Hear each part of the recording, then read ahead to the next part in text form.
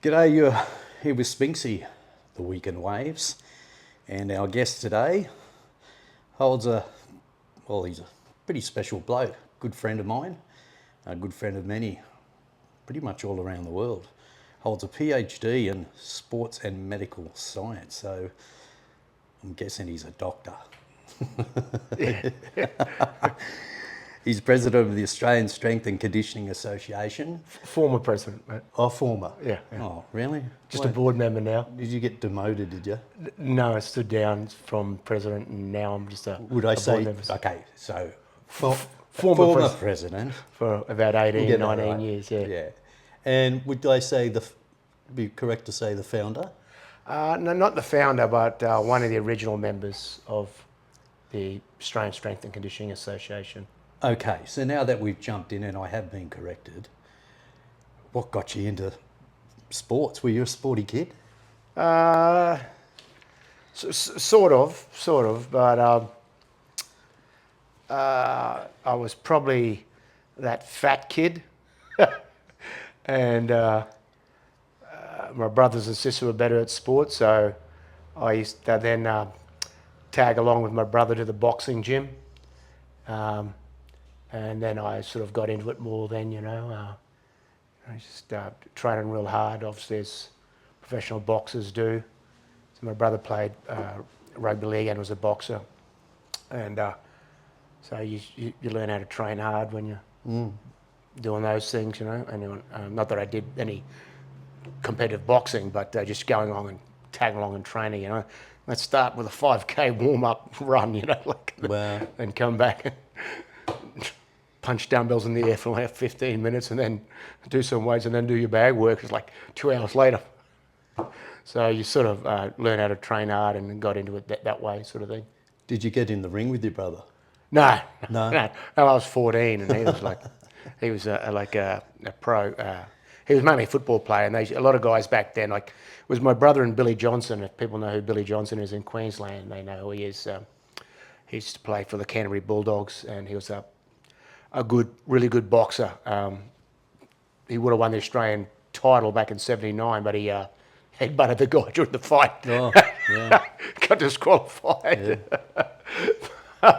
But and Billy was a mad fitness trainer, So it was him, my brother and him used to play together in Brisbane Brothers at the time, and my brother was front row and Billy was a hooker. So it was like every scrum they just launch him to a fight with the opposition first scrum, and it was like, okay, we're the dominant alpha males here, you guys will back down, sort of thing. It was a different era then, All right. Football, but rugby league, but yeah.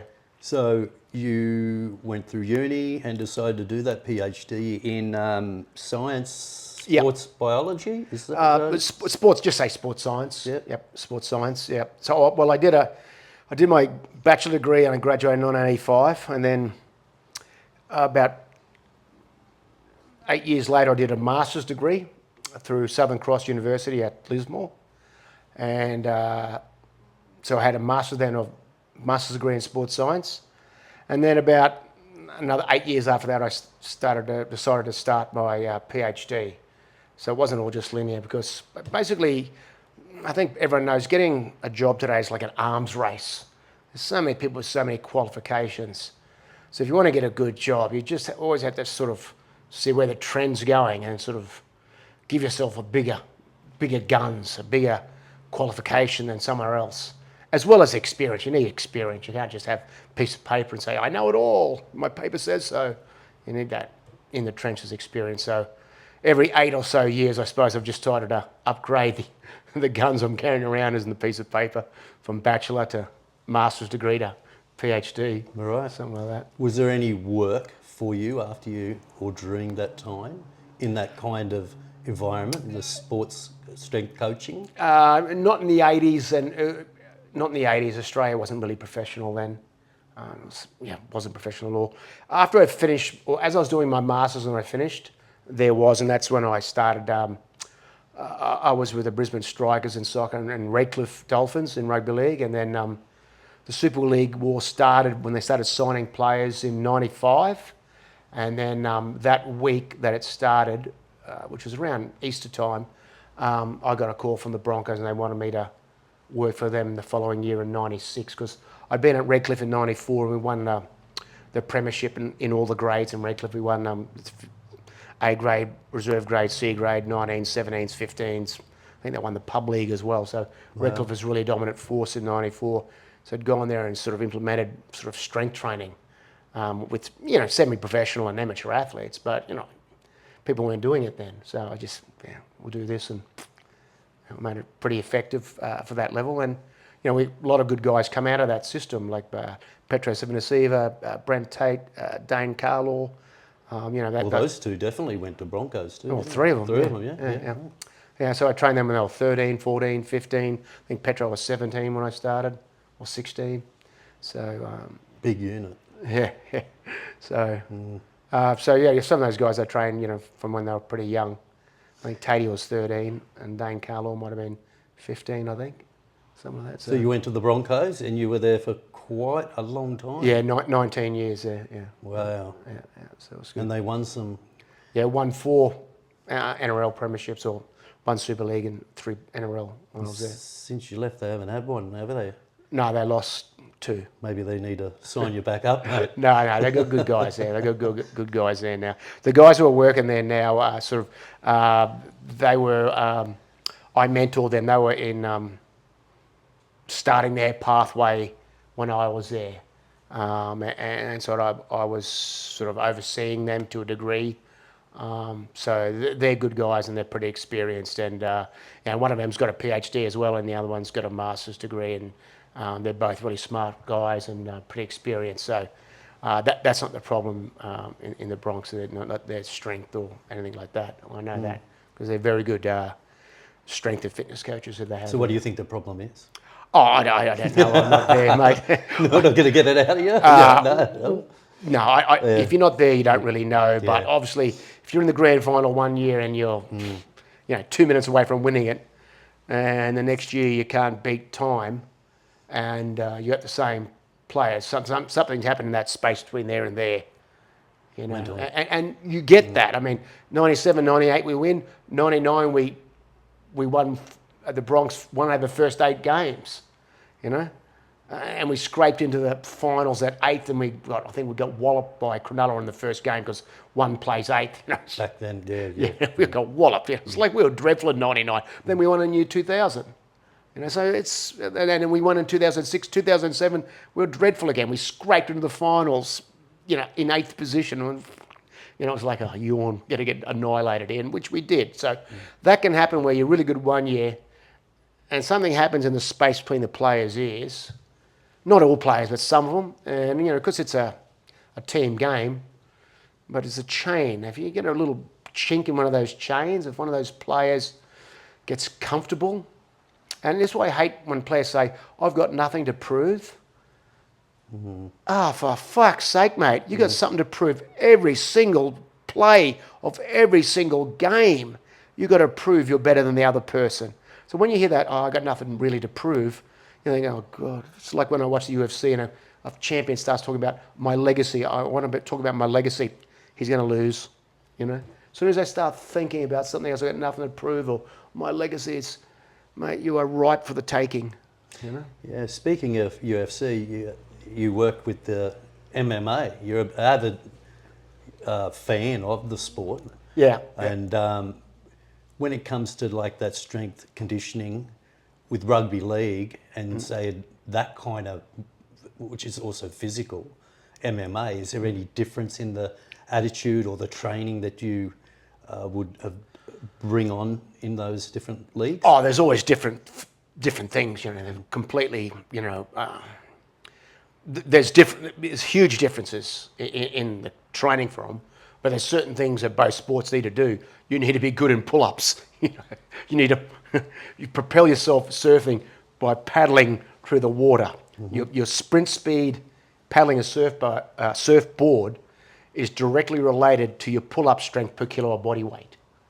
So if you can't pull up, your body weight plus a third of your body weight, so if you weigh 80, if you can't pull up another 27 kilos, you're not strong enough to sprint fast enough on the biggest waves of quality. Wow, is that right? Yeah. So that's for a male, but females should be trying to get that as well, and that's why the limitation, some of the females in surfing, they're not strong enough upper body to get enough entry speed onto the bigger waves, etc., etc.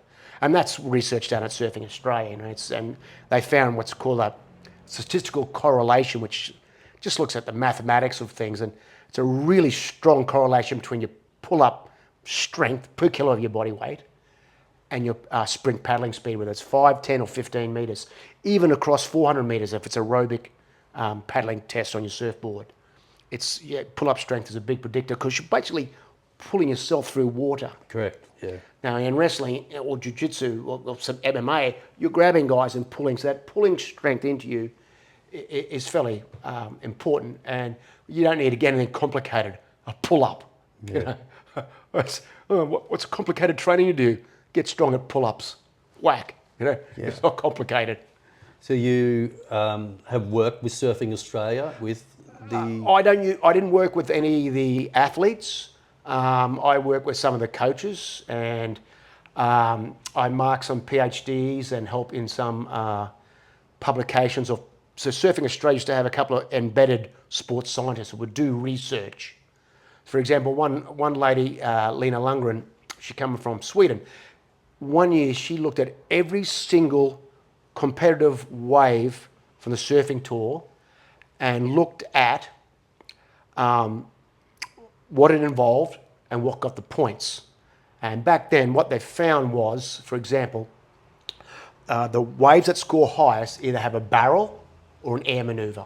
Mm-hmm. So the days of slinging back-to-back nice little turns like this, were over, because the Brazilians go snap, bang, tube off, and they'll get in the big waves. You could get big points. You could do a longer wave, twice as many of these nice little S turns, looking flat. You're not getting the big scores. Mm-hmm. And the judges are one of the critical manoeuvres, either barrel or air, a successful air and re-entry. Yeah. So in the most critical part of the wave, yeah. So that was, she looked at that and saw that. So that therefore, okay, well, you have to educate the coaches.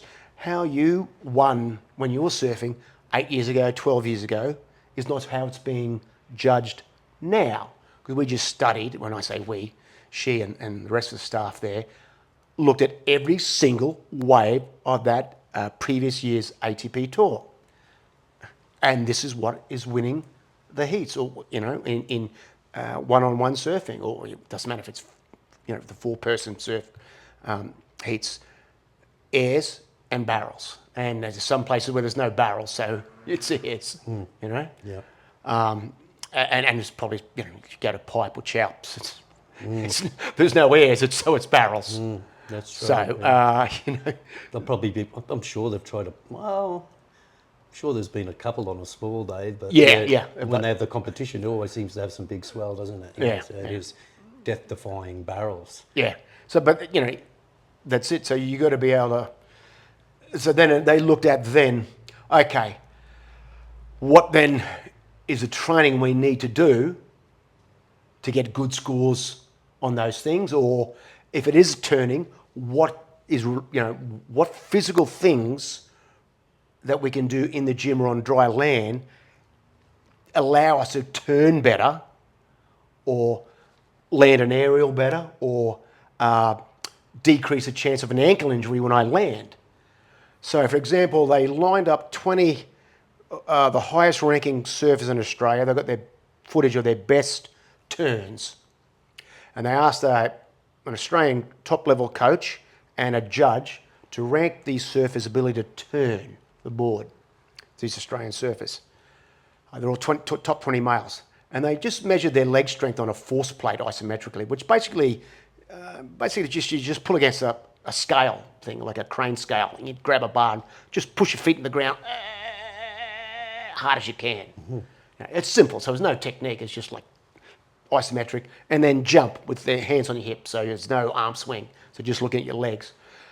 And what they found was those who turn the board better have better leg strength, just measured in that simple test. So it's not squatting or leg press. Just push your feet onto this plate as hard as you can, but you're pulling up on a handle so you can push down.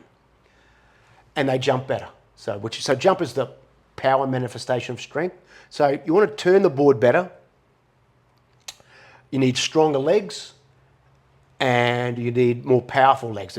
Power is a speed at which you can use that strength. So you can be strong and slow like me, or you can be like a fast person and not strong, but we want sort of somewhere in that middle zone. So they said, okay, we want guys who are strong in the legs but fast. And the Brazilian guys are like that because they're playing soccer and doing Muay Thai and MMA as well. And running up and down the stairs, and jiu-jitsu. So they had the strong legs from their soccer training and that, and kicking, which is an explosive thing. So the training was directed at improving the strength of the guys and girls' legs so they could turn better and jump and land. And when you land, how quickly you can stabilize your body weight. Again, you can do this off the force plate. So the force plate is just a big metal plate, and it measures, it's like a scale. So it measures, when you land on a scale, does that scale quickly bounce around the numbers, or does it say, okay, you're 75 kilos and stops, rather than, when you first jump on the scale, it goes like this. So they got these athletes to jump off the force plate and land on the scale, and if it could stabilise to within 5% of their body weight quicker, they tended to be better surfers landing from aerials and got less chance of injury because it could stabilise their body weight, which means then they could shoot off into the next manoeuvre rather than... And they're absorbing the impact. Yeah, they absorb the impact quicker, and then after they absorb it quicker, can redirect, because then they've got that speed. If I'm absorbing for too long, I start losing that speed and I can't keep going then. I get left behind in the white water. You see the surfers now, particularly men and women, their thighs are massive. Is that because they're training for that strength in the legs? Yeah, because that's giving them the points. So, the turning is still important. And basically, when you go to do an air, that's a jump. You come out that bottom turn and it's a jump. You look where you're going to go and you extend up. It's like a jump and you land down. So they're a jumping athlete. So if you go to Surfing Australia, they'll do some squats, and then they have a little room beside it where there's like a foam pit and like a little mini tramp, and they got these foamy cutouts, like as in pure foam, cushiony foam surfboards. So the athlete might do a set of squats and walk 5 minutes next door, run up, hit the mini tramp, grab the surfboard shaped foam, hold it, and land down on the ground or into the foam pit, so that they can then get context to why they're doing this strength exercise. So you do a set of the strength exercise, like a front squat or a back squat or something. You might do some jumps and then go and do the surfing specific one where you run, hit that mini tramp, put the board under your legs and land safely. Okay, so it just gives you that practice of landing, in a surf situation and stabilising. So if you're not good at it yet, you'll land on the foam pit. Otherwise, you'll land on they have a gymnastics mat, like a blue foamy one, which absorbs sort of thing. So that sort of stuff is helping them take, people say, oh, gym stuff does nothing for me. It's not specific. It's how you use it and how you make it specific. The idea of something like a squat exercise is it's just to make your legs stronger, which then you need to transfer into your surfing. So how do I transfer it? Well, you either surf, but if there's no surf, like if we get to September, October, it's like nothing. There's no transferability because, it's wind chop shit. So you have to do some exercises in the gym that are going to help that transfer whilst you're training, because there might be no surf for 3-4 weeks. So how are you getting transferred if you're not surfing? So we got to do something in the gym with them, And when you mentioned with the paddling, the pull-ups, is there anything outside of that, or it's just learning to pull up? Oh, well, then, body weight, again, the pull-up gives you the thing, like if you're not paddling, it's not transferring. And obviously swimming is going to help you as well. So if there's no surf, you can do pull-ups, you're going to have to go have a bit of a swim and go to the 25-metre pool and do some sprints if you're trying to improve your sprint swimming, or if it's, if it's your endurance paddling that's lacking. So what Surfing Australia have is a 400-metre paddle down on a pool. So like you can use a 25-metre pool, and you just put two marker buoys 20 metres apart and you do 20 laps, you've got to go around it, sort of like that. And so that then is gives you an idea of your aerobic paddling related to... Timed? Yeah, time. So you might be at 4.5 or 5 minutes, something like that. And what you'll find is when athletes are paddling back out multiple times, you can normally only paddle about 85% of that test time. Because if you try and go that test pace, you can't. You just get out the back, you got nothing to sprint onto a wave. But 85% is a fast speed that you can maintain. It's really hard, but then recover a bit quicker from than as opposed to going 100% of that speed and get on. So, you know, you look at your test score, then learn how to paddle at maybe 80 to 85% of that as best you can. I mean, it's hard to know what speed you're going through in the surf, but, you know, we have the GPS watches and we start to get an idea, roughly. So there's always that context. Now, the other thing that came in as they looked at is, you know, at Snapper, they had the surf skis and the sleds taking them back out after a wave. And what the top surfers were reporting was, you know, you just got a leg-burning wave at Snap. 30 seconds later, they're back out in the lineup. Now, there's all that lactate and soreness still in your legs. Now, normally you would have had a 3 or 4 minute paddle back out, and that paddle back out helps wash that stuff out of the muscles. Right. All of a sudden, it's not. You're back out there in 30 or 40 seconds, they've slung you onto a wave or slung you into a position, you've paddled onto the next wave, and your legs are still full of lactate and other waste products associated with that anaerobic manoeuvres of turning and everything. And guys are falling off on that ensuing wave, the second wave, because they're not fully recovered. So what Surfing Australia is they, you know, hired a jet ski, and just down at Casuarina there's, you know, the top guys back then, Mick and Joel, you know, they were taken for sessions for Snapper where we're going to, you know, you get a wave, got the driver here, going to zip you back out, and you just take the first wave to come along, no matter how shit it is, and it's just conditioning for your legs. And they filmed it and looked at it, you know, and what they found, because these guys are what we call quick adapters, you know, they're not world champions because they're mugs. But within about 3 sessions, these guys then could learn to surf well on that second wave with that fatigue still in their legs.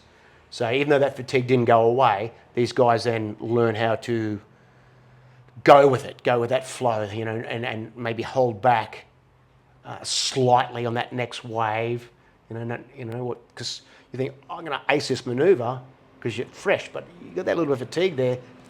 You know, you just, something catches, a bit of the board catches. But within 3 sessions, they were able then to score good on that second wave, you know, 30 seconds to 1 minute after their previous wave. Yeah, for most of us, you wouldn't even think of all of that science. No. Well, you know, you're stuffed after a wave and you've got to paddle so far, or duck dive and get knocked on the head, and obviously that's your cardio. But yeah, you don't put, like, I don't even stretch before I go for a surf. We don't get towed back out by a jet ski either. We don't get 2 waves in 30 seconds unless we fall off. We're still on the line up and the next one comes along. Yeah, it's crazy. So, but that's elite level. You know, they're getting jet skied back out in certain comps. You know, it was only Snapper and Bells, wasn't it? I think, or back then. Yeah, and Margaret River. Margaret River, yeah. So which are on again this year. Yeah. So there's only a few places where it's happening, and but you've just got to prepare for that. It's they do a lot of the, even in Pipeline this year, they were doing bringing them out through the. Were they? Yeah. Okay. And just dropping them out to a near paddle zone and paddling in. Yeah. Just to get through the, you know, the pipeline's pretty much on the shore. There's a lot of sandbank and sand movement there in that last competition. Yeah, I saw that video. It looked Crazy. pretty hairy.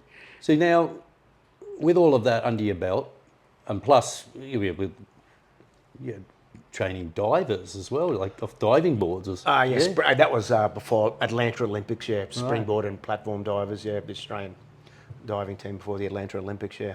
Crazy. But now you moved to Bali, Yeah. home now, Yeah. Yeah.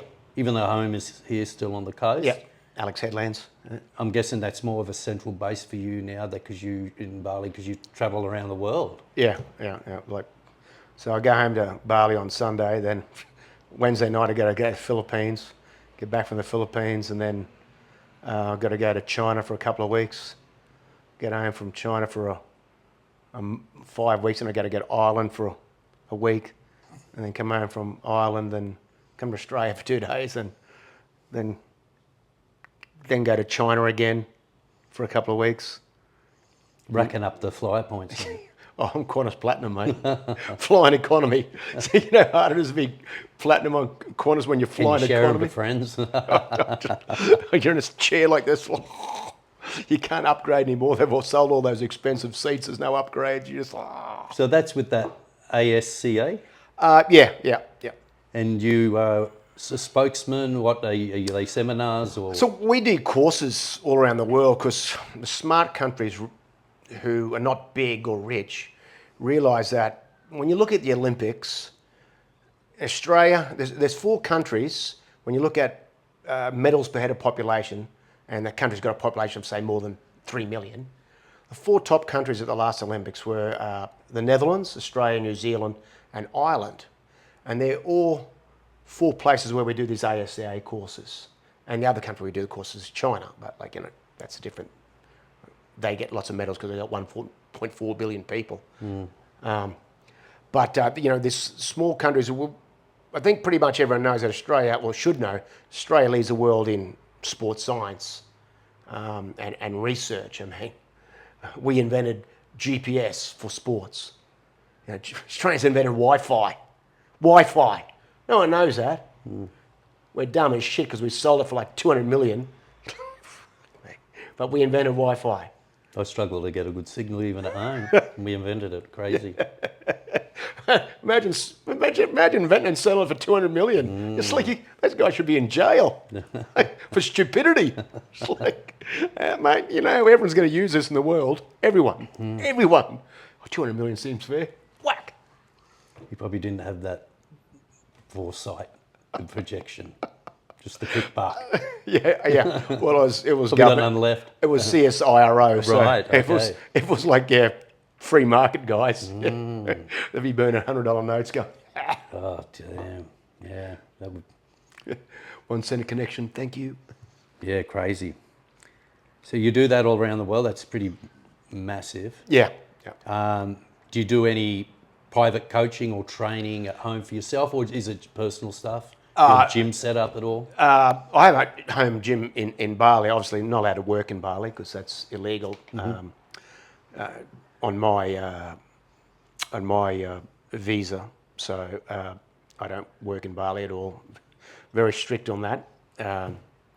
So I just train at home in my home garage. So my wife and I. So we live at Canggu now, and we used to live at Kuta, but. Yeah, that was a story and a half, was it? Yeah. Kuta went bankrupt during COVID, so they shut down power and water to where we were because no one would pay their bills or could have paid their bills or would pay their bills, so we had to go to Canggu.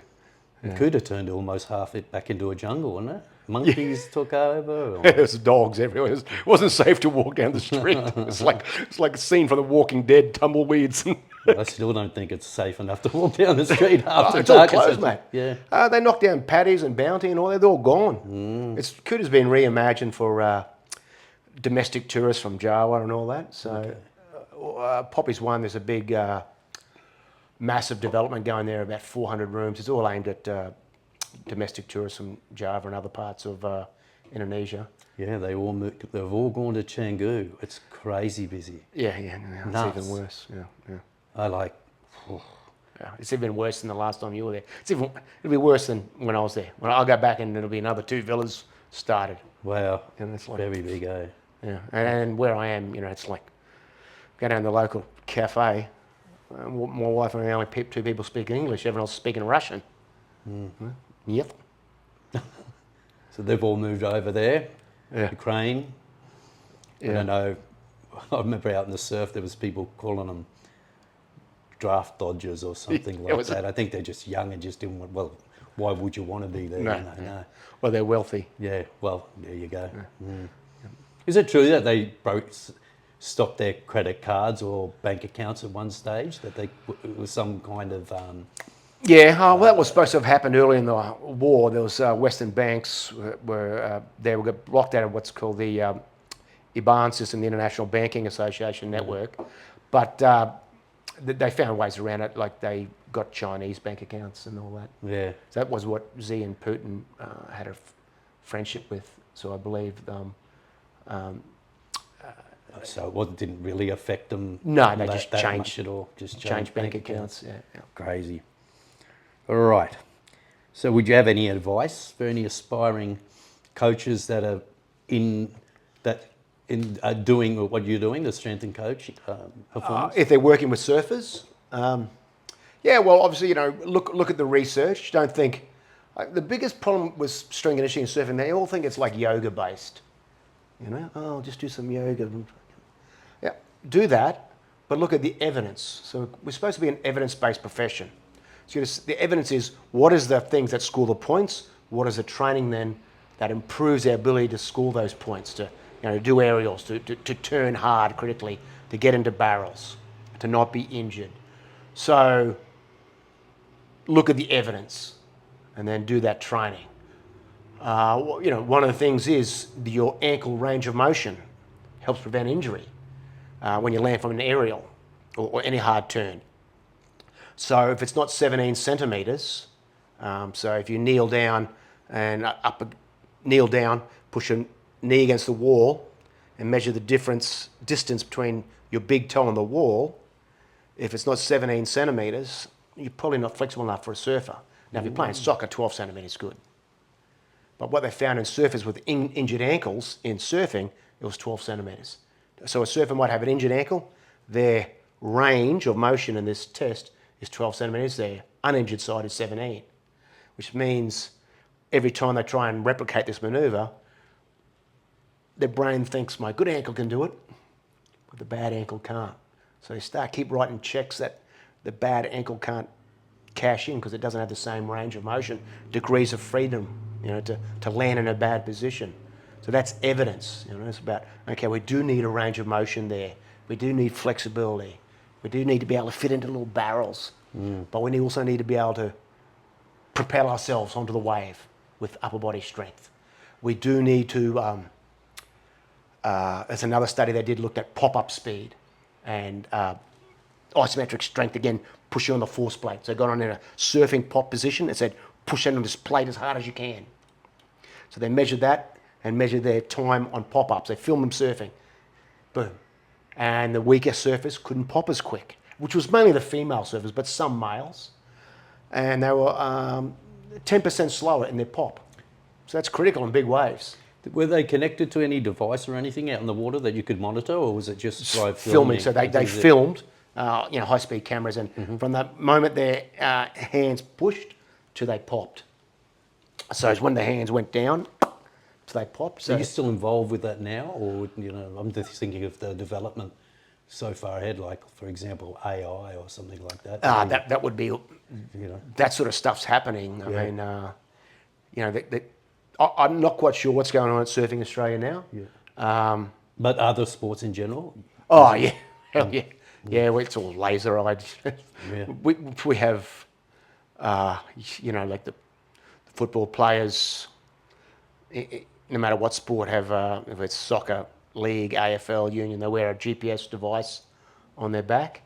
But that GPS device is not just GPS. It's like our, a Rip Curl watch. It's got other things in it that measures accelerations and other things.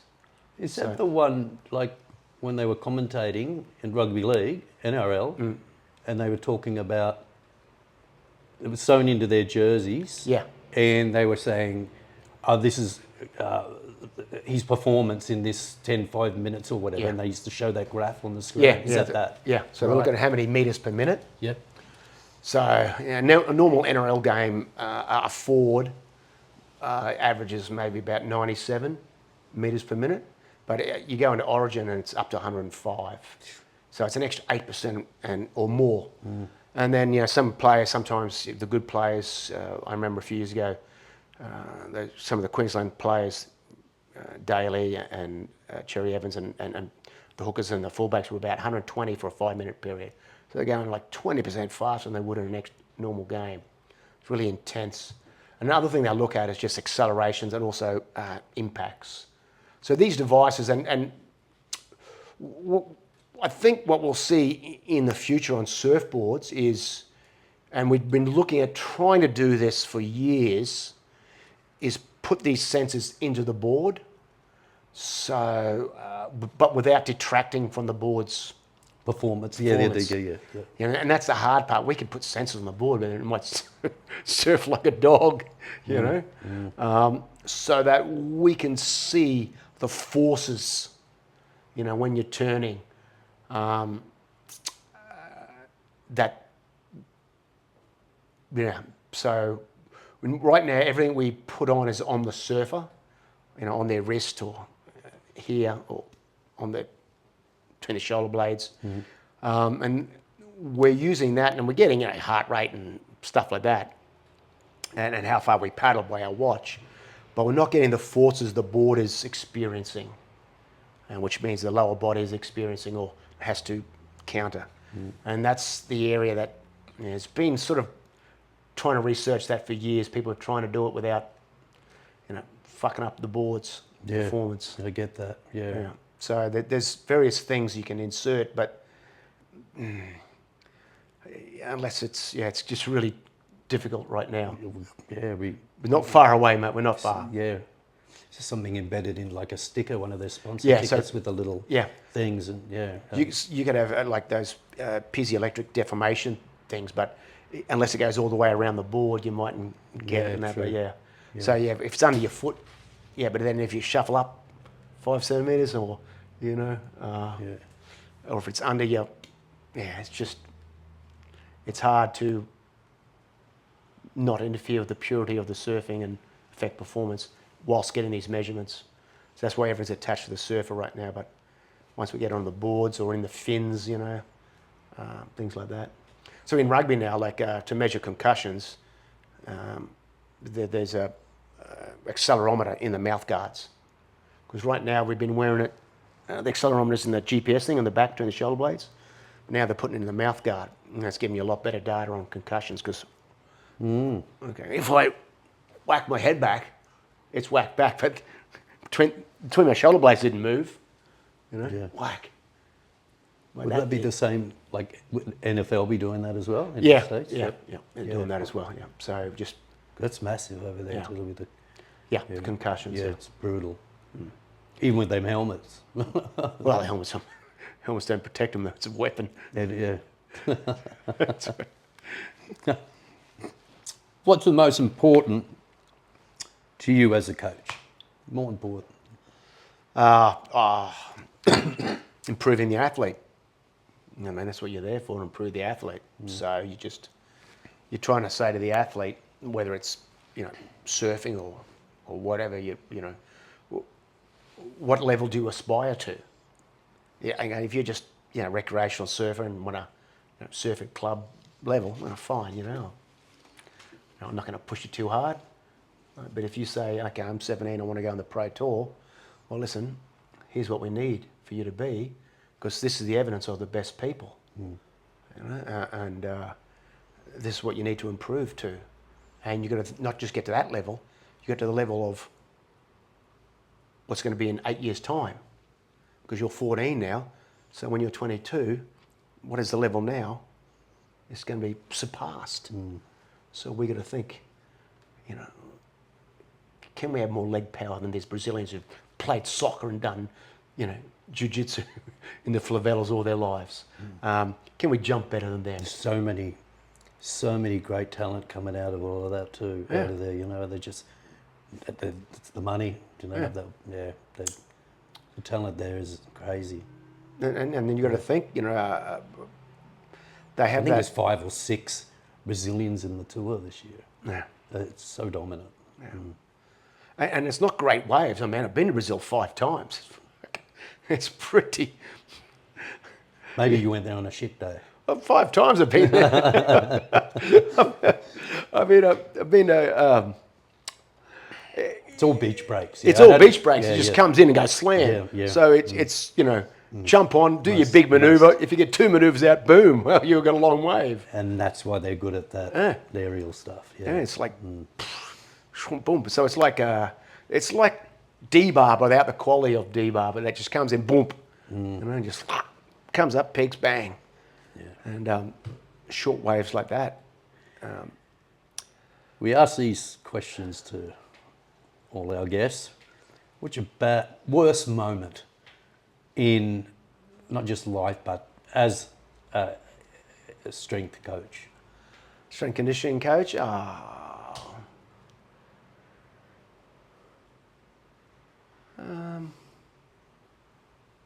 haven't had Many bad moments? No, I haven't had It's a pretty good job I've had.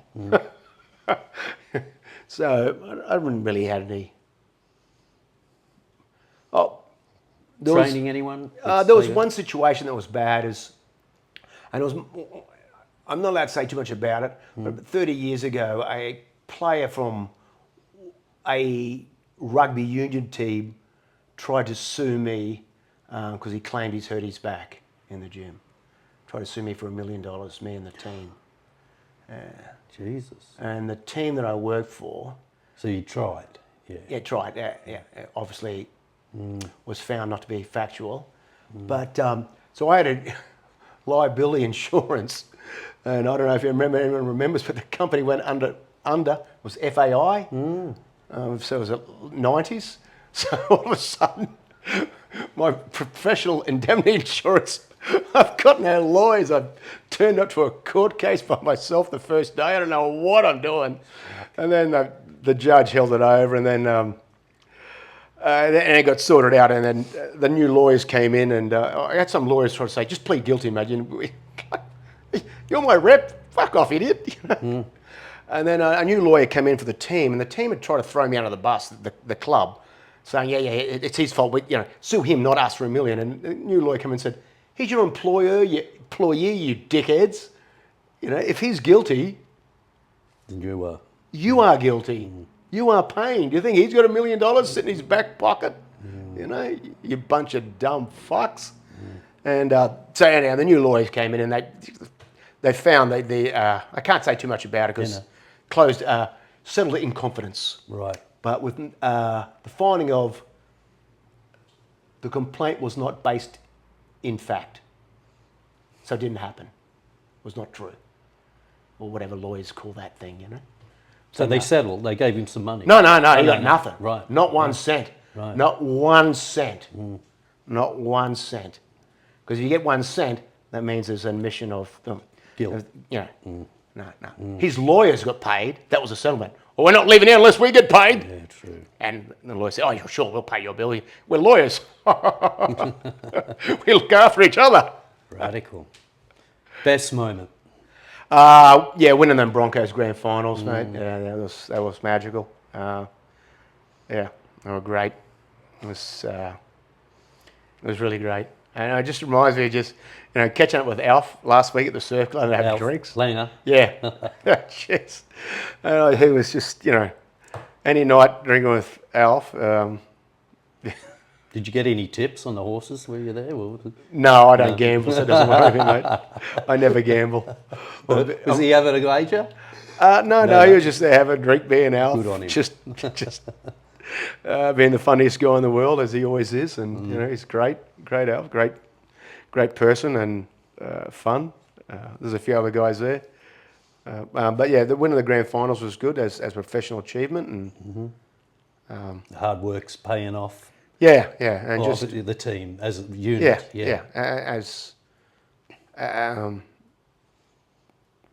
And there was something you can always cherish, like that. The work we did and everything we went through as those team in 97, 98, 2000, 2006, we achieved, a great thing. especially 97, 98, 2000, 3 and 4 years. And now Penrith have come along and, bettered that, Yeah. So, till then we used to think, well, that was the greatest team, 3 premierships in 4 years, but now undoubtedly the Panthers are. So, 19 years or so under Broncos. Would you say, was it just the one coach that you're always under there? Who would have been the best coach you worked with? Wayne was always the best coach. I mean, we're just talking about that with Alf the other night. I don't think I'm speaking out of school. And Alf said, yeah, Wayne was always the greatest coach, and he was. But yeah, everyone was pretty good there. So, it's... but Wayne is just Wayne, It's just... he was a great coach. He's down to rabbits now. Yeah, down to the Rabbits. So we'll see what happens there. Yeah. Yeah. Won a premiership with them, didn't he? Yeah. Yeah. Yeah. It's going to be harder this year. He's got those 2 big injuries. So just... All starts off in LA this Sunday. In Las Vegas, I should say. Yeah. Adelaide City, yeah. Yeah. Yeah. Crazy. Yeah, that'd be great. Alf's taking a tour over. So, jeez. Oh, God. Yeah, I know. Wonder if they get to watch a game. It's all 4 games are on Sunday. Yeah. But I'll be at the airport. You'll be in the plane I'll as be well. in the plane too. Yeah. We're both in planes to Bali. Different planes. Awesome. Well, on that note, we are going on planes, and we're going to leave you now. And our special guest, Dr. Dan Baker, sports and strengthening coach, former president of the ASCA. Thanks, mate. Thanks, really mate. Appreciate your time, man. It's been a pleasure. Yeah. Don't forget to follow us on Spotify, The Weekend Waves. Hit the bell to get notifications. Also available on Apple Podcasts and iHeartRadio. And thanks to our sponsors at Volcom. Should have worn my Volcom shirt instead of the Hurley one.